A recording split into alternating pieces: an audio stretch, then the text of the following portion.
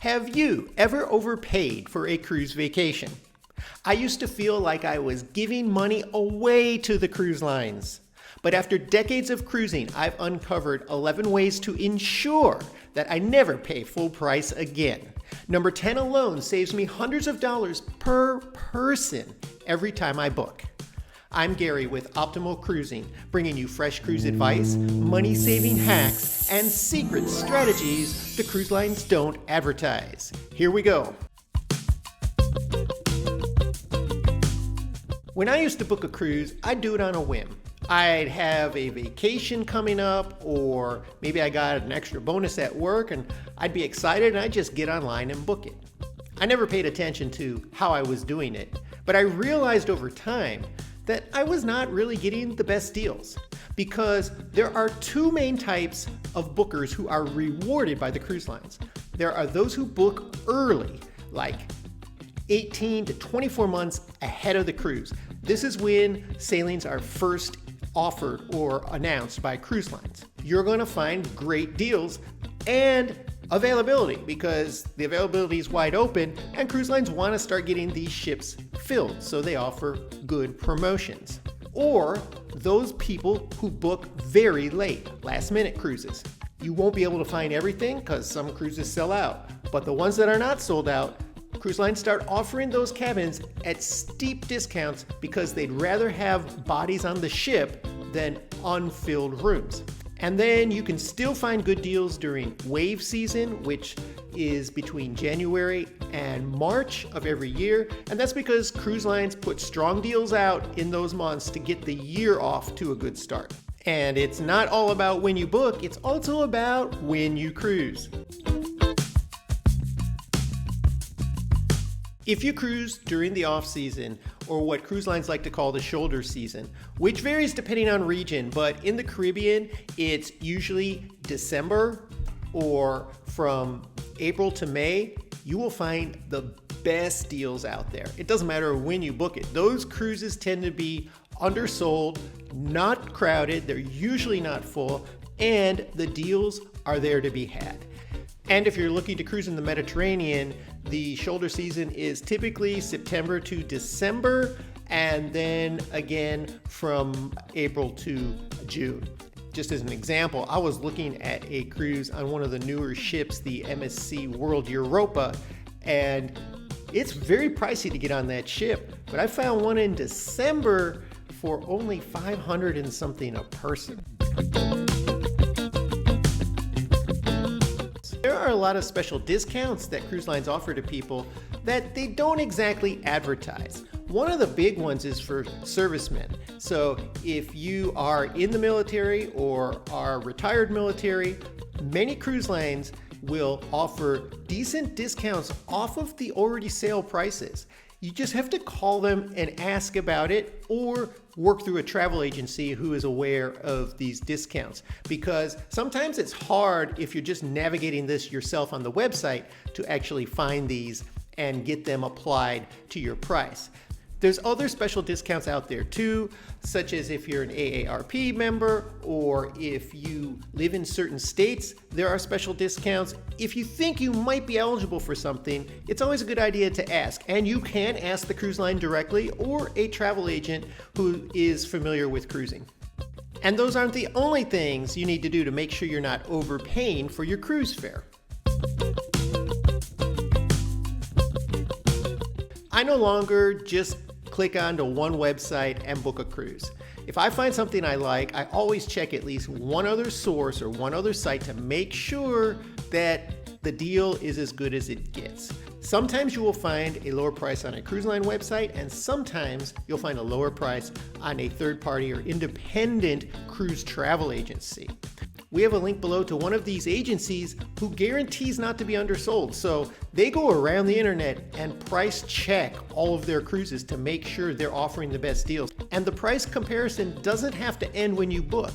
I always go every week or so for a month or two afterwards and check that price again and make sure that it hasn't dropped, because most cruise lines will match a price drop so that you're not overpaying just because you booked at the wrong time.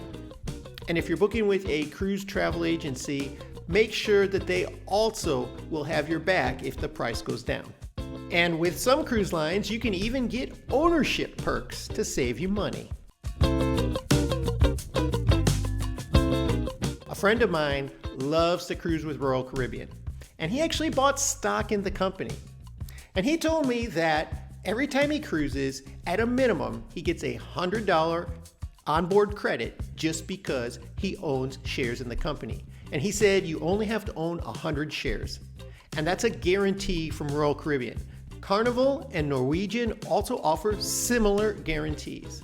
But he said that in most cases, he gets an onboard credit of around $250 because it depends on the length of the cruise that you book, and he's usually booking 7-night or longer cruises, and he's getting $250 to $350 as an onboard credit just because he owns stock in the company. So one purchase of that stock, and every time he cruises, he's getting a big freebie.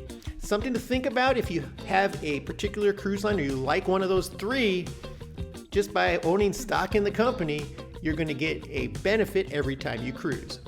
And then smart cruisers know there is a particular type of cruise that always seems to be a lot cheaper. Now, I'm always looking for a great cruise deal, but you can't go wrong with one-way cruises or repositioning cruises. These are cruises where the start and end of the cruise is not the same destination. One of the more common ones are transatlantic cruises, but they also have Trans-Pacific, going from Europe to Asia. They have a lot of different options out there, and the prices tend to be incredibly low. It's not uncommon for a repositioning cruise, especially a transatlantic one, to find a $35 per night rate. I mean, you spend more than that on food alone at home. That's a great deal. Now, these do tend to be longer cruises. You might have a week of sea days. The ports can be quite interesting though, because you're going to call at some unique ports that you don't normally see on a regular circular cruise.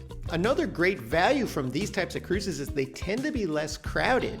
And you'll know how fully booked that ship is because the lower that price goes, the more rooms that they are getting desperate to fill.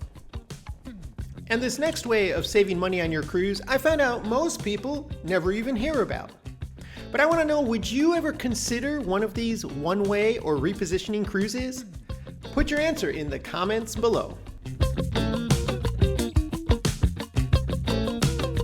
I used to always book my cruises on my own, usually directly with the cruise line website. But if you book with a travel agent or a cruise travel agency, sometimes you can save some more money and sometimes there's some extra perks. And there's two things that they do which can help you as a cruiser. Number one, sometimes they get group rates for a block of cabins, and they sell these through their agency. And so that allows them on certain sailings to offer prices below what you'll find on the cruise line's website. Some of these cruise agencies even offer extras like a $100 Visa gift card just for booking with them. And if you can find that deal on your cruise, every $100 you put back in your pocket is money you can spend doing something fun later. And then there are a few things people do to save money once they're already on board. A couple cruisers I know tell me that every cruise they go on, they always skip at least one of the ports of call and just stay on the ship. And this is for two reasons. It saves them money because they're obviously not spending things on excursions at that stop. And it allows them to enjoy the ship and all the facilities with about 70 to 80% less people than would normally be on the ship, say on a sea day. And then one of these couples, they always like to do a spa treatment at least once during their cruise, and they do it on a port day because those prices can be 30 or up to 50% less when the ship is docked at a port of call. And when you do decide to get off the ship, this next thing will save you hundreds. For years, I've been telling people that cruise line excursions are overpriced and overcrowded. And that's two things I want to avoid. I don't like overpaying, and I hate being herded like cattle. And you can ditch the crowds, even when you're getting off at a port of call, by booking a short excursion with a third party. In fact, on my last cruise, I found one with a third party that saved me almost $100 per person for one excursion over what the cruise line was charging for the exact same thing. And it was much less crowded. There were only 9 of us on the whole excursion bus, and it was a really cool experience.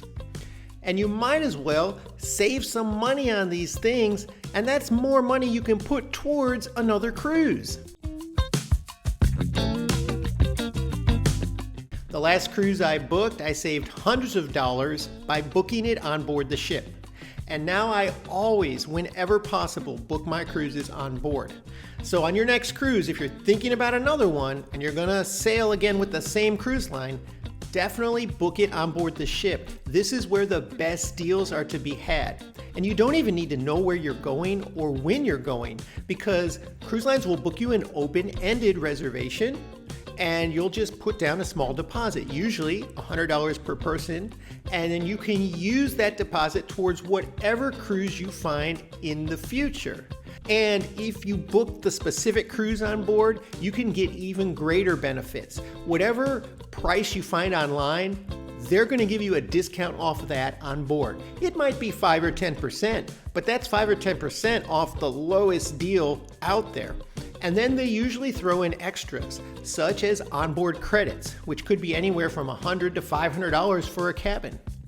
And on top of that, I've seen in some cases, they're throwing in promotions like a free dining package or a free drink package. And that is a deal you just can't miss.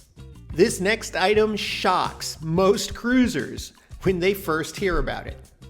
But first, if I've given you any good information so far, make sure you subscribe to our channel and get all of our cruising updates.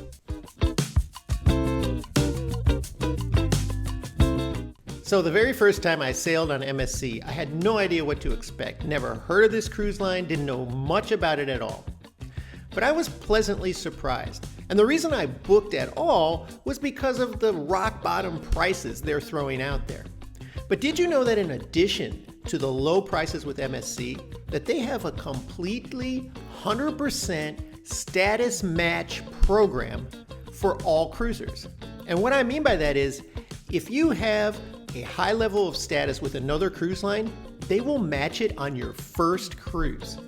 So if you're at the top of the levels for Carnival or Royal Caribbean or Norwegian, they will take that level and give you their top tier level. And their benefits are pretty good. It's definitely worth looking into because you can not only save a lot of money on your cruise, but you can get a lot of free perks just by having that higher tiered status. And it doesn't just end with cruise lines. They'll even match a hotel status program. So if you have a high status with Hilton or Marriott or any of the major hotel companies, they will take that status and give you the matching level with MSC. So now that you're not going to pay full price for a cruise again, there are some traps going on in the cruising industry right now that even some seasoned cruisers still fall for. I'll tell you all about those right here.